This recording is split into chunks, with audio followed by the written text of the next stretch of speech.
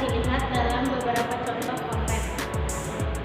Ekonomi pada era Orde Baru, GBHN menjadi pedoman dalam menyusun perencanaan pembangunan 5 tahun berkelanjutan yang berhasil mendorong pertumbuhan ekonomi Indonesia di atas 7% per tahun melalui program-program pembangunan infrastruktur dan industri sosial. GBHN mendapatkan pembangunan keadilan yang mencakup pemberataan kesejahteraan dengan fokus pada pembangunan gen sektor pertanian dan korupsi untuk meningkatkan kapal hidup masyarakat kecil terutama di daerah pedesaan. Politik GBHN berfungsi sebagai instrumen legislasi bagi pemerintah di mana DPR memiliki peran penting dalam mengawasi pelaksanaan GBHN sehingga menciptakan akuntabilitas. Contoh ini menunjukkan bagaimana GBHN berperan dalam perumusan kebijakan dan strategi pembangunan nasional secara holistik. Visualisasi data untuk menggambarkan dampak program-program GBHN terhadap pembangunan nasional. Berikut adalah visualisasi data dalam bentuk grafik yang menunjukkan pengembangan ekonomi, pengurangan kemiskinan, dan peningkatan infrastruktur selama periode implementasi GBHN.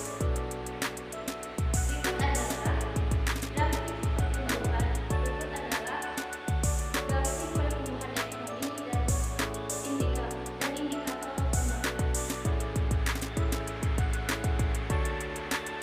Grafik ini menunjukkan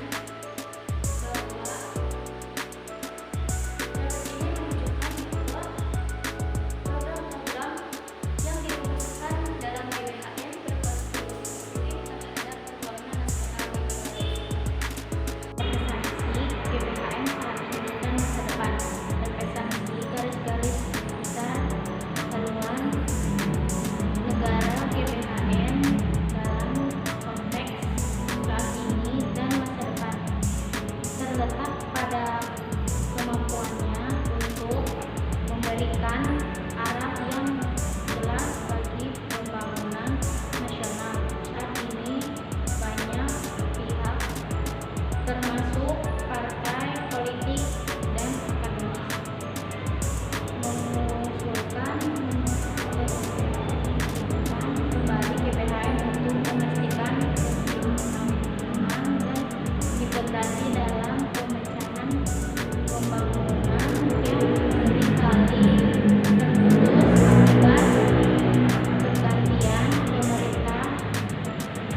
Keberadaan GBHN diharapkan dapat menghindari tumbang tindih kebijakan antar kementerian dan memperkuat akuntabilitas pemerintah dalam mencapai tujuan pembangunan di masa depan. GBHN dapat berfungsi sebagai platform strategis